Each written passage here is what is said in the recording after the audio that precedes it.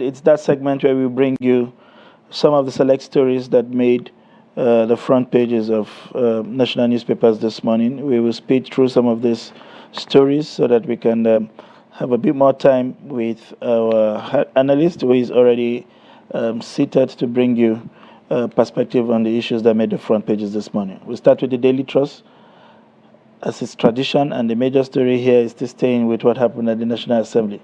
Budget padding allegations. BudgIT backs Ningi as opposition knocks Senate. We stand by a senator that's coming from the Bauchi state government. PDP asks Akpabio to step aside. Ningi suspension attack on freedom of expression. This is coming from CISLAC. That's the Civil Society Legislative Advocacy Group. And to other stories, Nigeria reopens land-air border with Niger. FG asks Binance to provide 6 months transaction data of top 100 users. We clearly are going for the jugular. We leave you to operate, but give us information about that's something has to give, basically. If you are saying that there had been 24 or 26 billion dollars transaction without you as a sovereign understanding who is doing what, where the money came from and where they are living today, that's a big hole. That's one of the big negatives as far as cryptocurrency is concerned. That anonymity, it's a problem. All right, the Accountant General and Finance Commissioners have been flayed over London workshop amidst forest scarcity. You saw that banner trending everywhere of how they had to take a training from Nigeria to London, and their justification is that the trainers are largely based in London, and whatever they had gone to learn originated from London. So the question really is, which is cheaper, to bring 5 or 6 trainers to Nigeria or to take out 37 commissioners of finance and the AGF to London? And you can imagine the kind of hotels they will put them. There should be no debate about that. All right, to other stories. Ayedatiwa's endorsement turns Ondo lawmakers against Speaker. Plateau attack, another 13 cows shot dead, 6 wounded in Barkin Ladi. And Ramadan, Hizbah arrest 12 adults for not fasting. That's the interesting one, isn't it? And there were warnings that they will go after anybody who eats in public, regardless. And I'm not sure how that turns out. 13 of them. 13 of them were arrested. They should be fasting, and Hizbah, as long as you're a Muslim residing in Kano. And you know what the excuse were? They said they had not sighted the moon with their eyes. They only heard what was announced, and until they see the moon, they're just being clever by half. They're just being clever by half. But anyway. All right, these are some of the stories from the front page of the Daily Trust. The Nigerian Tribune is up next, so let's take a look at the Nigerian Tribune. These are the stories today. Resident identity card to become mandatory to benefit from government services in Oyo.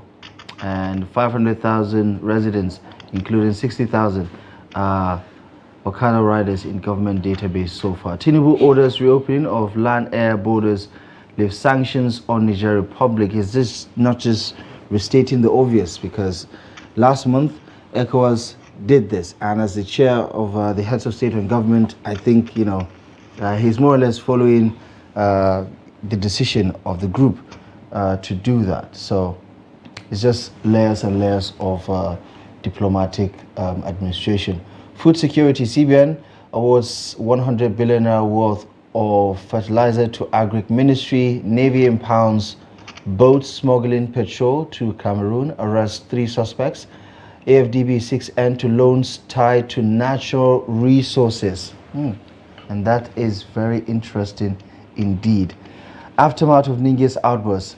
Southern senators revive forum, elect Abiru as leader. And kidnapping, no ransom will be paid, according to the federal government. 700 persons abducted in Nigeria in 10 days, according to Amnesty International. Always trust them to come up with these data once in a while. These are some of the stories you can follow on the Nigerian Tribune. All right, we'll move on to The Guardian. Conscience nurtured by truth. You have the major stories there. World Kidney Day, poor lifestyle, cost of care, exposed 27 million to renal ailments and death. That's some huge number. 272,400 die of kidney disease yearly. Dialysis patients requires 160,000 weekly, 500,000 drugs monthly, and 16 million for transplant. This is way out of the reach of an ordinary or average Nigerian. And this is not to take away the fact that finding donors can also be a challenge, or even compatibilities can be a challenge even after you have found a donor and met some of this monetary requirement. And moving on to other stories, Super Eagles manager between unsung local coaches and overrated expatriate. That will be some interesting analysis, to take a look at. Salt intake by Nigerians tries higher than the standard. Wow. And student loan scheme stalls. Why are they picking on salt alone? You know the impact for blood pressure and all. Yeah, and it's obviously a non-starter and somehow question. I think the average Nigerian has this test board that requires a lot of spicing. Every time you get a foreigner in here, the first thing he complains about is the level of spicing in our meal, and that could have serious health implications. Tinubu reads riot acts on ransom payments, stirs security agencies. Biden, Trump sent for U.S. elections rematch after clinching party nominations. It's going to be interesting in the States, clearly. Obi tackles Senate as PDP Bauchi back Ningi over budget padding claim. And, that takes me back to the last paper we reviewed where you saw the Southern senators forming alliance. I think we are quietly drifting the whole conversation away from its merit to now a regional thing, and trying to mix them up with the whole talk about the election of a Senate president. And I hope that allegation does not get muddled up under those grounds and fizzled out of public conversation. That's it from the front page of the Guardian newspaper. For want of time, we now have joining us in the studio the editor-in-chief of Dateline newspaper, Malam Nasir Lawal. I'm not sure whether to say Mr. or Malam because I think Malam goes well. Okay. Is it in following with Malam Nasir Lawal, Nasir El-Rufai, or? I like this Malam better, so Okay. let's just leave it at that. All right. It's a pleasure to have you join us in the studio. Thank you so much for coming. Good morning. All right. The whole Ningi debacle will not just go away. For some reasons, Nigerians think that justice has not been served on that allegation, and what we have done is to throw the baby and the bathwater away. What's your impression of some of the reactions that have followed the actions of the Nigerian Senate? Well, there is this saying in Hausa that if you don't know how to catch a thief will catch you. And I think that's basically what happened in the Senate. The senator didn't do his homework very well. Maybe he didn't also consult with his fellow senators before going to the BBC to make some of those allegations. But some of these things he mentioned, I think they are actually existential as far as the senators are concerned. If you are coming out to say that so many things were included in the budget without details, the first thing that will come to the minds of Nigerians is probably they have been given some money to look the other way so that the executive can get away with it. So probably if he had, consulted, spoken to his fellow senators, he will have maybe learned one or two things that will have probably changed what he would have said in that. He's a ranking senator, one of the most experienced on the floor of the House. And when you listen to proceedings that day, one of the things that became clear was that he actually spoke to a number of them. What they did not agree on was the manner in which the story came out. But by your own experience and reading, do you think that he took that approach deliberately because it does appear that there were superior efforts to suppress that conversation? Yeah, from the developments that actually followed, it showed that he had already made up his mind. Even when the Senate president was reeling out, some of the allegations, and then the fact that they were suspending him, what he said, it's like he was prepared for all the things that actually followed. But for BudgIT and some of the opposition members in the Senate that are now coming up to speak. I think that is very good, because we shouldn't just say these are the things that he said, and because of that, you know, he has been suspended. What about the issues that he raised? I'm happy that he has succeeded in bringing some of these conversations to the public domain. At least we now know that so many senators collected 500 million naira for constituency projects. Before then, nobody told us about that. If the Senate was like open, they should have told us that, look, senators will get such amount to do constituency projects. But the fact that they didn't mention anything, now that he's coming up to say it, honestly, it will appear... So, this looks like, you know, one of the silver linings then to this whole commotion. But as far as the facts are concerned, BudgIT, which is a renowned, you know, outfit for breaking down some of these budgetary allocations, as well as providing context as well as information about budgetary details, not just of the federal government, by the way, and I recommend that people should take a look at some of their reports and their findings. They did something spectacular with the whole Ningi allegations. But do you think the Nigerian Senate, reading the temperature of the country, gauging the public opinion, is likely going to shed more light on some of these claims that have come to light, not just from Ningi, but from groups like BudgIT, for instance, that clarify that, listen, there are some lump sum of money that have not been broken down, and that is a fact? Well, I think the Senate will just keep quiet and try to allow the things to just slide, because if they decide to talk, nobody knows the information at the disposal of BudgIT, for instance. Probably they have other things that they have not yet shared with the public. And if you try to say this is your reason for doing ABC, they may still come up with, you know, things that probably you don't even have answers to. So I think the Senate will just allow this to just slide, because if they try to, like I said earlier, they are trying to make this, you know, about their integrity, about their, you know, reputation. Because somebody said to me as if they have one in the first place. Well, I think they do, because reputation can also be notorious. It can also be a bad thing. It's not always a good thing. So that's just it. What did you make of, which was one of the parts that maybe the papers didn't dwell so much on?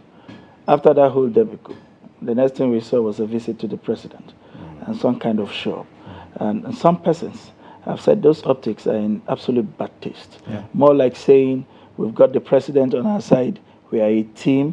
If you raise any dissenting voice, we are going to come down on you heavy. Did you get that impression from those optics? Actually, that was exactly my actually what I even thought was, okay, were they going there to like brief the president that, okay, this is the assignment you gave us and we have taken care of the problem. Like you know, honestly, it was bad decision on their part.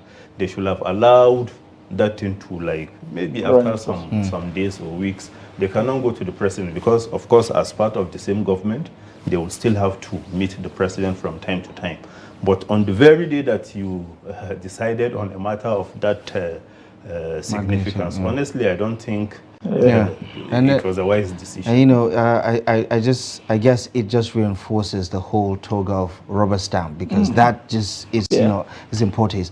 But if we talk about something that also came out of the presidency yesterday, was the president's directive for opening the border between Nigeria and Niger. 24th of February last month, the heads of ECOWAS met and decided this was the way forward. Let's lift the sanctions in an effort to renegotiate with the military juntas in Mali, Niger, and Burkina Faso. What do you make of this directive? Because the radio silence from the other side is quite telling. Yeah, well, let me start by saying that I think we should be grateful to former head of state, Yakubu Gowon, who was the one who actually like set the ball rolling, and now we are here. And if you know how interwoven, you know how linked Nigeria, especially those on the northern part of the country, are with those in Niger Republic. Honestly, you'll understand the difficulties that so many of them had to endure because of the sanctions. But like you said, we should also have heard from the Nigerian part to say that, okay, we are now happy, things will now resume and go back to normal. Because so many things have been affected by the sanction and the current development. I remember some of the people that are dealing in you know, people that sell rams, especially during Salah and what have you. What they were saying is if this problem persists, honestly, very few people will be able to afford rams this year because, you know, the bulk of the supply actually comes from the Niger Republic. What do you make of, in the light of all that has happened and some of these overtures that we have offered, how delicate is it now going forward with regards to effort to resolve the problem? Because there are concerns across board. The first one is this silent of the graveyard from the other side does not suggest whether they are happy with the gesture or whether it will change anything as it currently stands, because they are moving on a bit silently with the collaborations they have with Russia. There are conversations around floating a new currency and dumping the CFA. There is a suspicion that our president may be doing the bidding of the French government because of his perceived long history and friendship and settlement on that part of the world. And so they are not sure whether the ideas are ECOWAS or the French engineered. the voice of Esau and the hand of Jacob, sort of. How does he divorce? How do we take care of some of this suspicion and get to a point where we can truly midwife a democratic system of government in Niger and where proceedings can return to normal? Well, no matter how hard we will want to try to bring Niger to the table, that's whether to discuss, whether to agree to coexist so that we can all benefit from the fact that we are neighbors and things like that. They have to be willing on their own part for us to be able to push that forward. If we are trying to get them to do some things that they are not open to doing, honestly, I don't think we'll make much headway. Like, for instance, they are also I think seriously building their dam, which will now allow them to also generate their own electricity without relying on Nigeria, because honestly, when we decided to cut them off, it was very difficult. So there are so many things that they have started doing because of that. And it doesn't look as if doing that will mean they want to go back to the same old relationship that I think our relationships will never be the same again. It might be a different one, but hopefully it's going to be an improved one. We have a minute to spare, so let's talk about the federal government's position about no payment of ransom. Amnesty International just talked about 700 people kidnapped in the space of 10 days. You know, the Kuriga incident where 280 plus, close to 300 students and pupils were abducted. The federal government is ruling out the possibility of ransom. Sheikh Gumi is offering to negotiate with the bandits on behalf of the government. What do you make of this conundrum? Because I don't know how we're going to get the children back if ransom and negotiation is not a part of the modus operandi. Well, let me put myself in the shoes of the parents and those whose relations are now with all these criminals. They don't care what you do. All they need is to have their children back.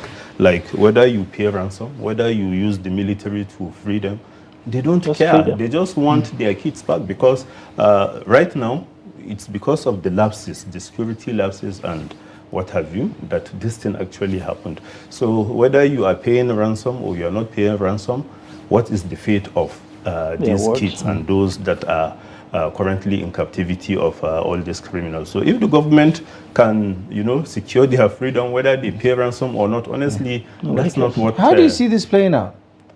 Well, because we have another Chibok or Dapchi situation in our hands again. Yeah, and Chibok, next month it will be 10 years exactly, and still you have so many people that are still unaccounted for.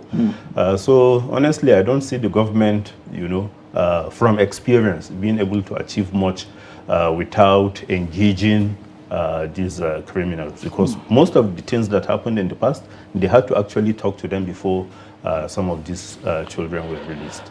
Yeah, the irony is government officials telling you they will negotiate until it touches one of their own and you see them leading the negotiations. And even though it's criminalized, nothing happens to them after all.